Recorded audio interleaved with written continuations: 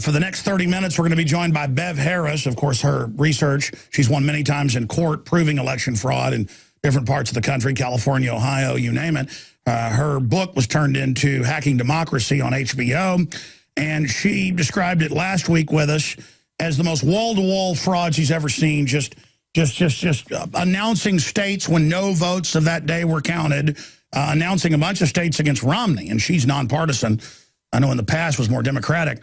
Facts are facts. Michael Schneider has an article up at Infowars.com from the American Dream. Election fraud. Obama won more than 99% of the vote in more than 100 Ohio precincts. And the source is the Ohio Secretary of State. They have the links to it, and we have the scans of it. And in some of these precincts, you had thousands voting. A lot of them had like 388, 597. You know, those are the types of numbers that we're seeing here, 733. And in precincts with 781, you'd have 4 people vote for Romney. I mean, it is, who believes out of 514 votes, you'd get 1 for Romney? I mean, you can go look at the numbers here, and you can go to the different counties where they're posting these. Again. When Bain Capital gave, last time I checked, close to double the money to Obama that they gave to Mitt Romney when he ran Bain and still has a big blind trust with it, the fix is in. It's not that I'm saying Romney was good either. And these Obama supporters, we've got Eric, Rich, Marcus, and others. We'll get to you, and then I'll get into the Petraeus news after Bev leaves us. She's been very nice to give us all these updates, but now she's learned a lot more. This is the type of stuff she's talking about. Sure, she's caught Diebold in their code designed for fraud. Sure, it's come out in congressional hearings. But now it's just, we'll just announce all these states. We'll announce Prop 37 when half the votes aren't counted. They still haven't counted 3 million of them. We'll just say whatever we want. I mean, it's reached a new cuckoo land. And just like when Ron Paul got publicly robbed in Iowa and Maine by the Republicans, he wouldn't buck it because you look like a sore loser. And even though all this election fraud news is out and confirmed, you'd think it'd be big news that in Ohio you'd have things going on like what we just mentioned. 99% of the vote plus, we're talking about 95, 98% in some of these areas going to Obama. Does anyone believe that? I mean, this is incredible. This is absolutely incredible. And Bev Harris joins us on this and a cornucopia of other issues, blackboxvoting.org. Bev, thank you for giving us an update. I know you'll know more in a couple more days, but as you said last week, if anybody even cares, yes, I care about the integrity of our election system. Thank God you and many others do. Bev, tell us what you've discovered right now. Well, I've been compiling information, and I have a long ways still to go. I hate to say that, but, it really has been flooding in. One of the things that I have spotted is a real trend with the absentee votes. I've been saying for a long time now, these absentee votes, watch out for them because you can't control the chain of custody. And this is specifically what I've been seeing. The count gets interrupted right in the middle. For example, in King County, Washington, which has 1.2 million voters, 75% of the votes are counted, and then all of a sudden they interrupt the count. And they claim all of the optical scan machines have stopped functioning at once. And then when they resume the count, you often see a trend reversal. Well, I saw this in state after state after state, in location after location, where they were having mysteriously, all of the absentee counting voting machines, absentees are counted on voting machines, but all the machines would go on the fritz at once. Do you believe that? I don't. And then it would put a halt in the count. So I want people to understand what can happen when they stop the absentee counting midstream. Each of these voting machine systems has what's called a manual override system, where you click the screen in a secret location, usually right-click it in a certain place, and up pops a screen that says manual entry, and you can simply type different votes over what's in there. That sounds like a great design for Al Capone or Don Corleone or, let me think of some other big famous criminals, Bonnie and Clyde maybe. I mean, this sounds really reasonable.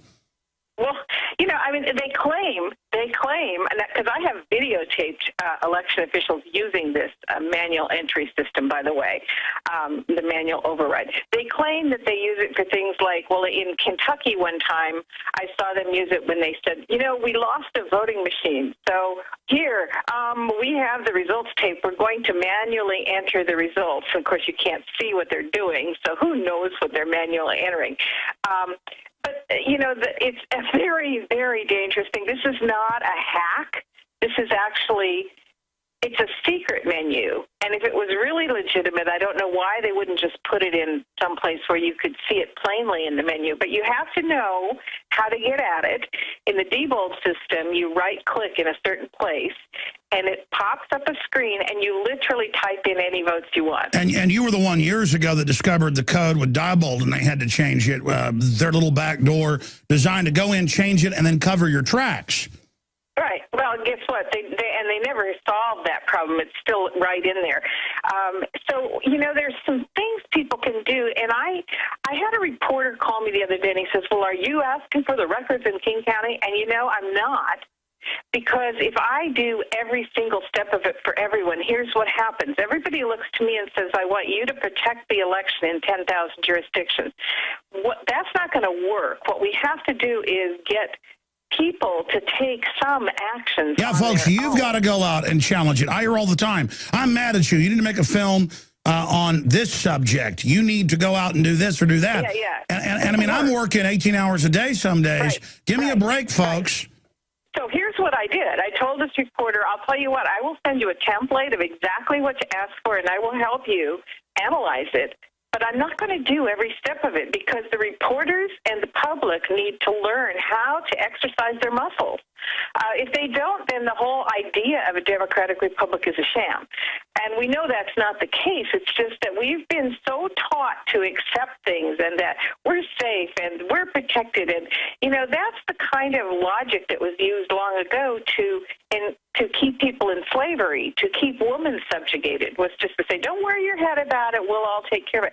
No, you know, we need to flex these muscles. And so I'm glad to help people know what records to get. But I'm telling you, this absentee voting, understand that 25 states this time had no-fault absentee, sometimes automatic absentee, where they were sending ballots out to people who had not voted in years and who did not request a ballot. Wide open for fraud. And then when these things come in, they're counting them, and they know they take days and days, sometimes weeks to count them, so they know exactly what they need to flip that election. Let's talk about Prop 30. Stop the count and manual enter it. Sure. Let's talk briefly about Prop 37. You know, a lot of polls showed 2-to-1 wanting to label. I don't believe that Californians, for a minute, as we said last week, voted to not label things. Obvious fraud going on. We've seen election officials all over the country getting caught the last year, going to jail for fraud. I mean, how do we investigate that? You know, and I've been thinking about this, too, because 99% of the time, even if the citizens catch them red-handed, the attorney general or the local attorney will refuse to investigate or refuse to prosecute. And I've been thinking about that, too. We still need to catch them. We still need to get the records. And then we need to do things like convene citizen grand juries and so forth, because again, we don't want to just be saying, oh, yes, you know, to the authority figure, you're in power, you're protecting us. If they're not protecting us, then we need to actually use the remedies that are available to us in the Constitution to protect ourselves. Well said. What do you make of the numbers we're getting out of Ohio and other areas where 99% of votes in dozens and dozens of precincts were for Barack Obama? Well, it depends on the demographics of the precincts. Now, I have seen, for example, in Memphis, they have certain precincts where 99% of the people who live there are black, and if they have a black Democrat running against a white Republican from the suburbs, you will actually see 99% of the votes go for the black Democratic candidate. But that's pretty rare, and actually, even in an almost all African-American precinct, typically it's about 96%, 92%. If it's a very clear demographic trend. So it could happen, but you'd really have to compare what those numbers are, which actually are available. Now, I'm not sure in Ohio. I don't think they label it by race. In most of the southern states, they actually do identify the voters, what race they are. Man, I'm really getting sick of all this race stuff. I don't know if you've seen the cover of Newsweek saying, if you're white, you're history. Then, of course, that's meant to create racial division by the controlled left. It's all divide and conquer, but it's really getting unbelievable. We have been robbed. Globalism has been a curse to this country. Everything the globalists are doing worldwide is about making you dependent. I'm getting storable food. You need it because it's the only insurance that you can 100% use. I have, family that are veterans and people like that who can't live off their Social Security, who are disabled and things, and that's why I've bought so much food. Charity starts at home. I promote what I believe in 100%, and I believe in what they're doing 100%. And the globalists do not want you to be self-sufficient. I hope you will take action, get the 6 free meals when you pay for the shipping, so that you can eat them and see that it's quality. That's why I chose eFoods. As I did my research, I tested a bunch, bought a bunch. The other stuff was like cardboard or filled with MSG or made in China. So bottom line, folks, efoodsdirect.com/Alex. Follow the banners at Infowars.com or call the toll-free number 800-409-5633. That's 800-409-5633.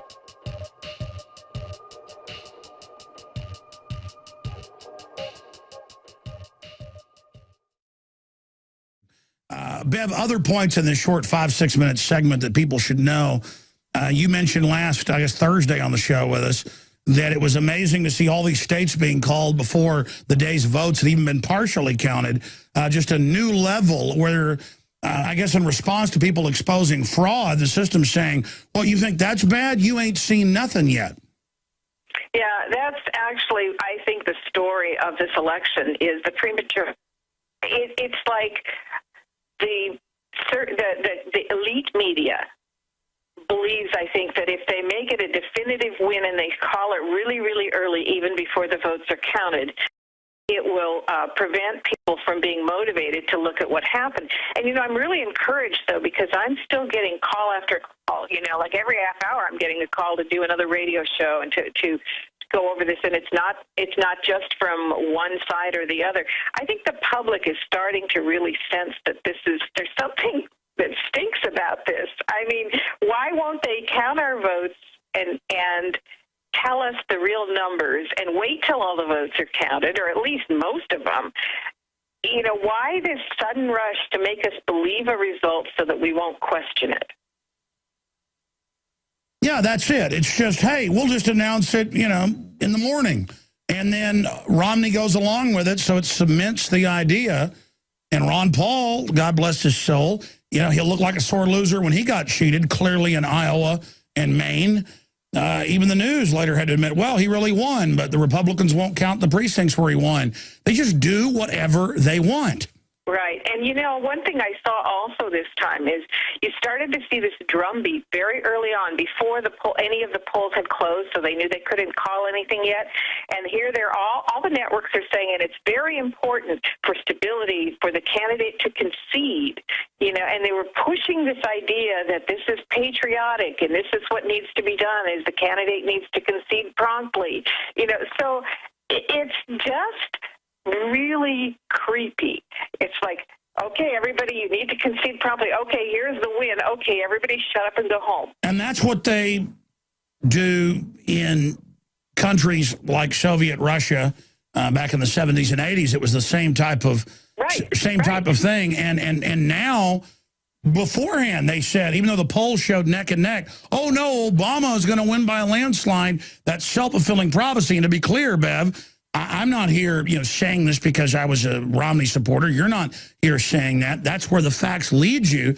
But I'm getting contacts from Democrats who are just really feeling good right now, like their football team won or their boxer won, and they're like, you're just mad your guy lost. And they don't understand that I really hated Al Gore. I didn't know what we were getting with George Bush. He was pretty bad too. But, I mean, there was still evidence of fraud against Gore there. I just reported where the facts led us. You were on at the time. Now it doesn't matter. Whatever side thinks they won, they don't care. Too much of that. Although, you know, what's really interesting is we are seeing it continue. And we are seeing people keep caring. It's so interesting. Like, Brad Friedman is pretty much on the left, and I'm sure, I don't know if he's an Obama supporter, but he's definitely on that side.